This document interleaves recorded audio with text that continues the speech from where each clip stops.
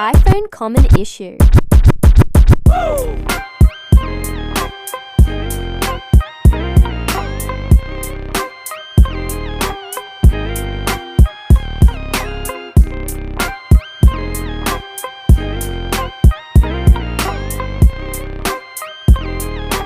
Considered it done.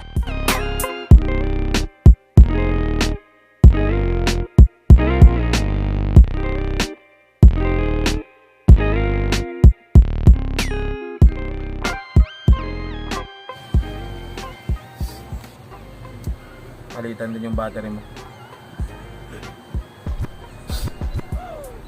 Okay na, done. iPhone XR, no power.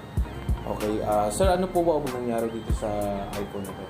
Bigla na lang siyang namatay, tapos ayaw na mo. Tapos nabibitin, nakamatay. Tapos bigla na, tapos tuloy-tuloy na. Tapos wala na, hindi na siya namatay. Okay, sir.